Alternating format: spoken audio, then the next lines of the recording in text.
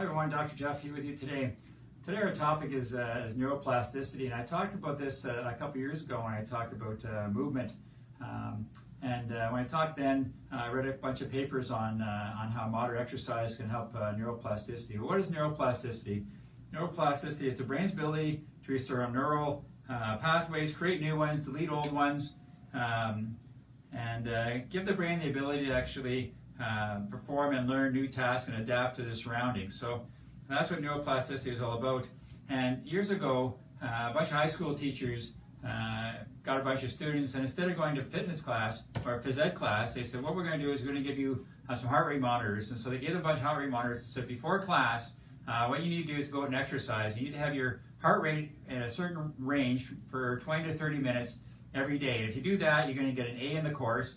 And if you don't, you're going to get a B, C, or D. So they sent these students out, and they could kayak, they could rock climb, they could run, they could play basketball, whatever they want to do, as long as they had their heart rate in a zone for 20 to 30 minutes in the morning. And what they found with these students is that all of a sudden their grades in school went up, their SAT marks went up, they had fewer behavioral issues in school, and the neurologists then looked at this and they found that this moderate exercise created hormones that stimulated the body and the brain to open up and learn new things. And they took this information, they applied it to Alzheimer's patients, and what they do with Alzheimer's patients is they gave them a task to do, and then they made them exercise. And once they exercised, they had them redo the task.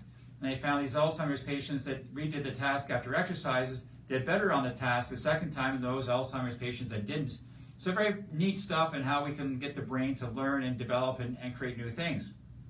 Well, when I was in Vegas last week, we had another lady talking to us. She was a PhD neurobiologist, neuropsychologist, and she was talking about neuroplasticity as well. But she was talking and dealing with manipulation of your spine, so your neck and your back. And what she found is there's a direct link between manipulation and your prefrontal cortex and your cerebellum. So the prefrontal cortex in your brain is the part at the front, and it's responsible for complex cognitive behavior, personality expressions, decision-making, and moderating social behavior. And the cerebellum coordinates your voluntary behaviors such as your posture, your balance, your coordination, and your speech. And what she found when she took Olympic athletes and they did adjustments on them, what they found is that these athletes could increase their performance and their strength and their speed by as much as 6%, which is huge when it comes to dealing with milliseconds and inches when you're dealing with Olympic records of Olympic athletes. They also found when they took post-stroke victims, and they adjusted post-stroke victims, they found that the post-stroke victims that got adjusted increased their mobility, their balance, and their memory by as much as 60% than those patients, post-stroke victim patients that didn't get adjusted. So she was terribly excited about this, and she swore a couple times about how awesome this is and how it's going to change to a real big change in how stroke victims get rehabbed and move forward as far as getting better is concerned.